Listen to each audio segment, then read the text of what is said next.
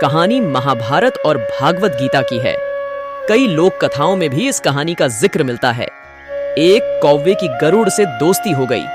दोनों काफी समय साथ गुजारते थे।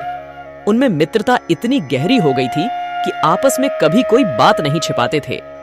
एक दिन दोनों एक नदी के किनारे पेड़ पर बैठे बात कर रहे थे। तभी एक यमदूत उधर से गुजरा। वो कौवे को देखकर मुस्कुराया।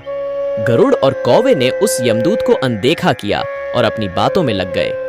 लेकिन अगले दिन फिर वही हुआ। दोनों बातें कर रहे थे, तभी वो ही यमदूत फिर उधर से गुजरा।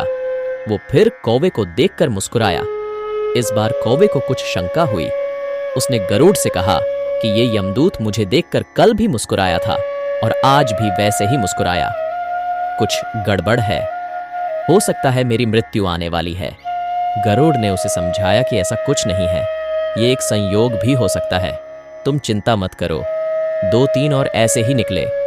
रोज यमदूत कौवे को देखकर मुस्कुराता। अब तो कौवे को यकीन हो गया कि निश्चित ही मेरी मौत नजदीक है।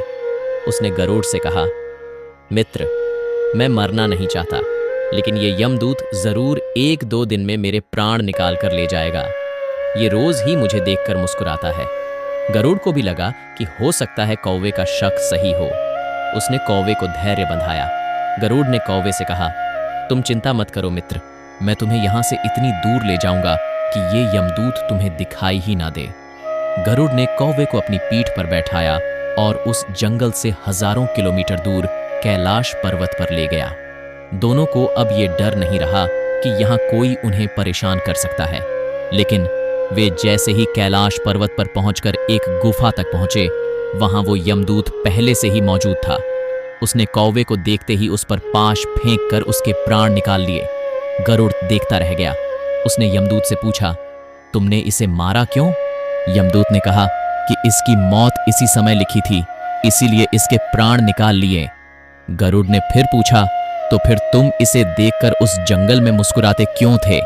इसे मारना ही था तो वहीं मार देते। यमदूत ने जवाब दिया, इसकी मौत कैलाश पर्वत पर ही लिखी थी, लेकिन 4-5 दिन पहले इसे उस जंगल में देखकर मुझे ये आश्चर्य हो रहा था कि ये इतने कम समय में वहां पहुंचेगा कैसे, क्योंकि इसके पंख भी छोटे हैं और ये लंबी उड़ान भी नहीं भर सकता।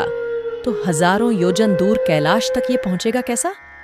यही सोचकर मैं रोज मुस्कुराकर गुजर जाया करता था। लेकिन भाग्य देखो, तुम इसके परम मित्र ही इसे यहाँ तक इतने कम समय में ले आए। तो दोस्तों, अब की बता दें कि जीवन और मृत्यु भाग्य की ही बात है। इससे कहीं भी छिपा या बचा नहीं जा सकता।